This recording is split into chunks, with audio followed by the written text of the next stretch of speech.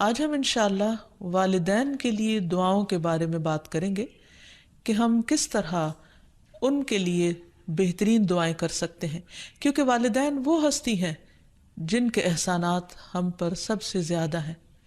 ان کے احسانات کا بدلہ ہم چکا نہیں سکتے، لیکن ہاں ایک صورت ہے کہ ہم ان کے لیے زیادہ سے زیادہ دعائیں کریں، خصوصاً اس وقت جب وہ دنیا سے جا چکے ہوں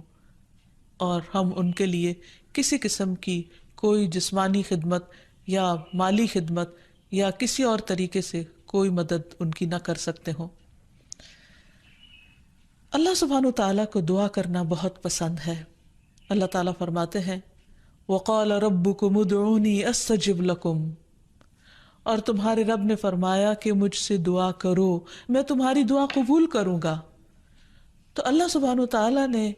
خود ہمیں حکم دیا ہے کہ مجھ سے مانگو، تو ہمیں اللہ سبحانہ وتعالیٰ کی اطاعت کرتے ہوئے مانگتے رہنا چاہیے۔ اور ویسے بھی ایک اور آیت میں آتا ہے وَإِذَا سَأَلَكَ عِبَادِي عَنِّي، اور جب آپ سے میرے بندے میرے بارے میں پوچھیں، یعنی اللہ سبحانہ وتعالیٰ کے بارے میں کہ ہمارا رب کہاں ہے، ہم اس سے کیسے دعا کریں،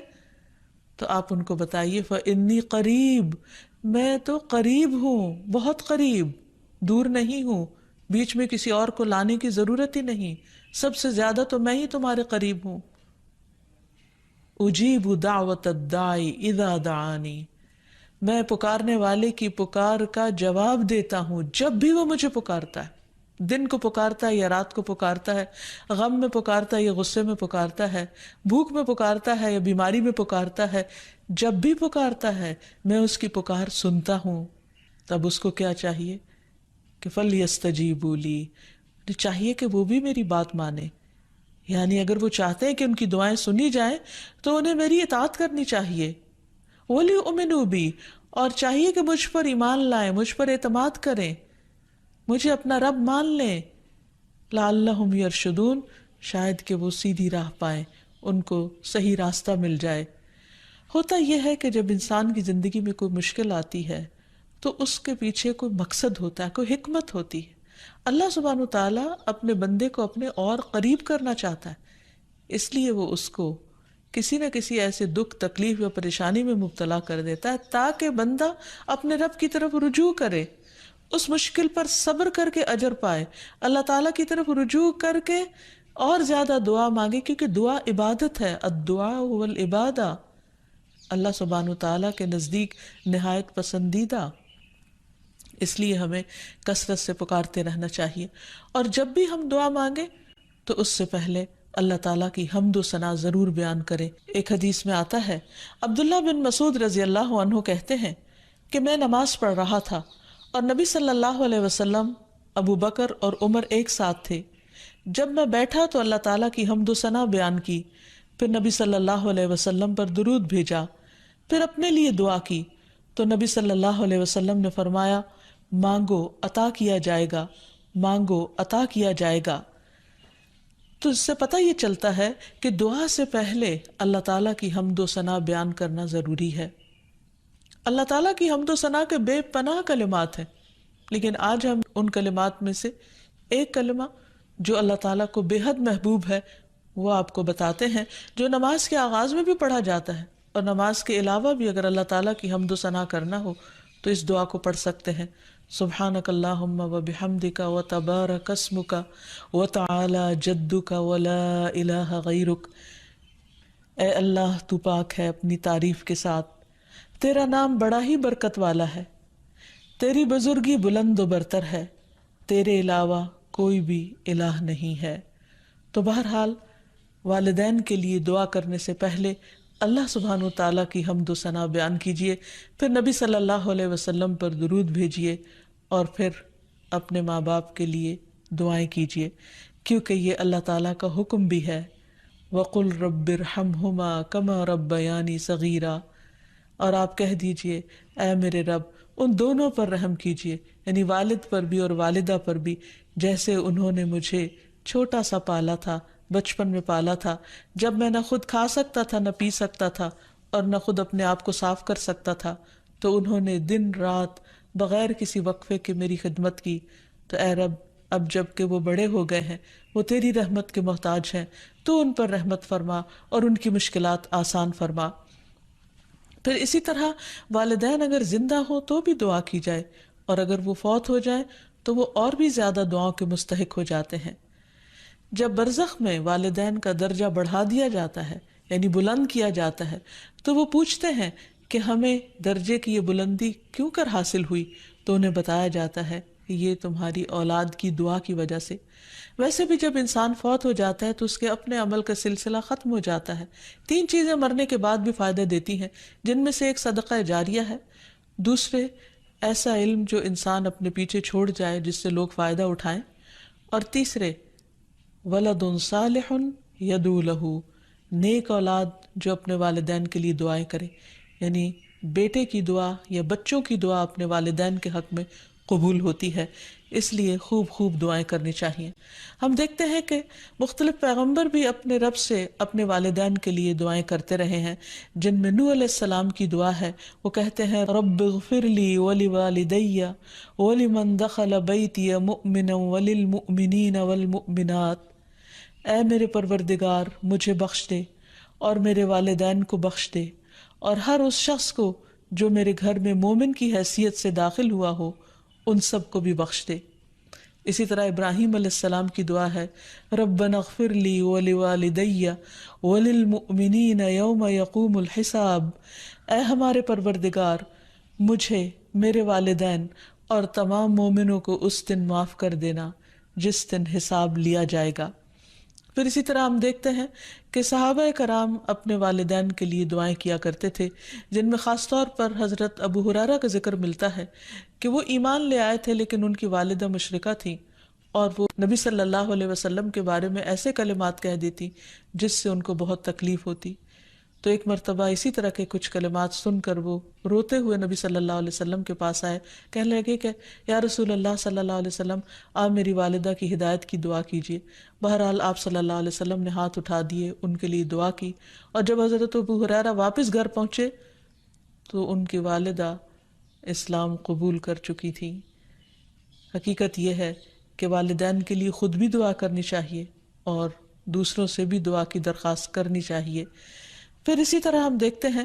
کہ ایک مرتبہ ابو ہریرہ جب اپنے وطن پہنچے تو بڑی اونچی آواز میں کہا اماں جان السلام علیکی ورحمۃ اللہ وبرکاتہ۔ انہوں نے جواب دیا وعلیک السلام ورحمۃ اللہ وبرکاتہ۔ پھر ابو ہریرہ کہنے لگے اللہ تعالیٰ آپ پر رحم فرمائے جیسا کہ آپ نے بچپن میں میری پرورش فرمائی۔ ان کی والدہ نے جواب دیا اے میرے بیٹے، تمہیں بھی اللہ تعالیٰ بہترین جزا دے اور تم سے راضی ہو جیسا کہ تم نے میرے ساتھ بڑھاپے میں نیک سلوک کیا۔ حقیقت یہ ہے کہ ہم پر انسانوں میں سے سب سے بڑا احسان ہمارے والدین کا ہے۔ اللہ سبحانہ وتعالیٰ نے اپنے حق کے بعد سب سے بڑا حق ہمیں والدین ہی کا بتایا ہے۔ اللہ تعالیٰ نے بنی اسرائیل سے پکا عہد لیا تھا۔ قرآن مجید میں آتا ہے وَإِذْ أَخَذْنَا مِيثَاقَ بَنِي إِسْرَائِيلَ لَا تَعْبُدُونَ إِلَّا اللَّهَ وَبِالْوَالِدَيْنِ إِحْسَانًا، اور وہ وقت یاد کرو جب ہم نے بنی اسرائیل سے یہ پختہ عہد لیا کہ تم لوگ اللہ کے سوا کسی کی عبادت نہ کرو گے اور والدین کے ساتھ احسان کرو گے۔ تو حقیقت یہ ہے کہ والدین کے ساتھ احسان کرنا اس لیے ضروری ہے کہ ہم ان کا حق ادا نہیں کر سکتے جتنی وہ محبت کے ساتھ ہمیں پالتے ہیں۔ بچے والدین کی خدمت عزت کرتے بھی ہیں تو بعض اوقات مشکل میں پڑ کر بد دلی کے ساتھ، اس محبت کے ساتھ نہیں جو والدین کی محبت اپنی اولاد کے لیے ہوتی ہے، اور وہ ہر کام خوشی خوشی کرتے ہیں۔ والدین اپنے بچوں کے بڑا ہونے کی دعائیں مانگتے ہیں، لیکن جب والدین بوڑھے ہو جاتے ہیں تو بچے ان کے خیر و عافیت کے ساتھ دنیا سے رخصت ہونے کی دعائیں مانگتے ہیں۔ والدین میں سے بھی خاص طور پر ماں کا حق ادا کرنا اور بھی زیادہ ضروری ہے، کیونکہ باپ کے مقابلے میں بچے کی پیدائش، تعلیم اور تربیت میں ماں کا حصہ اور ہاتھ زیادہ ہوتا ہے، وہ تکلیفیں بھی زیادہ اٹھاتی ہے۔ اور والدین کے لیے دعائیں کرنے کے ساتھ ساتھ ان کے ساتھ ادب اور احترام کا سلوک بھی کرنا چاہیے، خواہ وہ مسلمان نہ بھی ہوں، خواہ وہ اللہ تعالیٰ کے فرما بردار نہ بھی ہوں۔ اس سلسلے میں ہم دیکھتے ہیں کہ حضرت اسما کی والدہ ان کے پاس آئیں جو کہ ابھی اسلام قبول نہیں کی تھی، تو وہ نبی صلی اللہ علیہ وسلم کی خدمت میں حاضر ہوئیں اور پوچھا کہ میری والدہ میرے پاس آئی ہیں اور بہت رغبت کے ساتھ مجھ سے ملنا چاہتی ہیں، تو کیا میں ان سے مل سکتی ہوں، ان کی مدد کر سکتی ہوں؟ تو آپ نے فرمایا تھا صلی امکی، تم اپنی ماں کے ساتھ صلہ رحمی کرو۔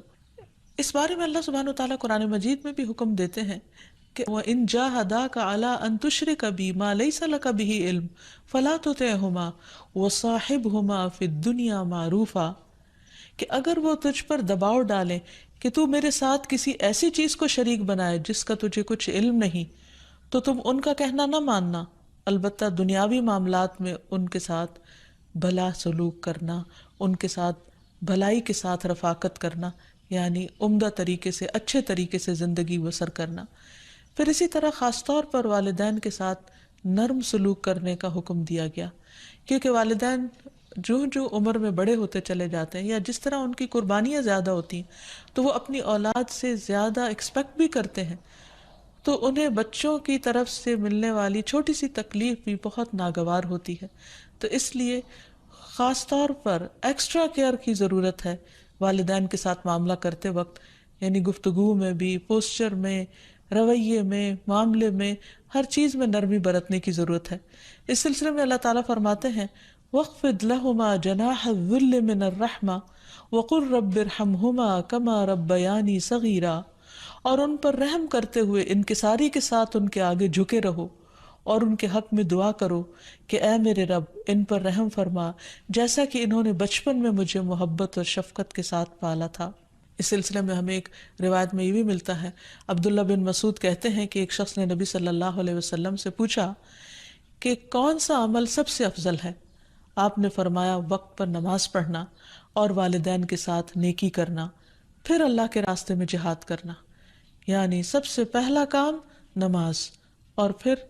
انسانوں میں سے والدین کے ساتھ حسن سلوک۔ لیکن عام طور پر والدین کو اولاد کے ساتھ شکایت ہی رہتی ہے،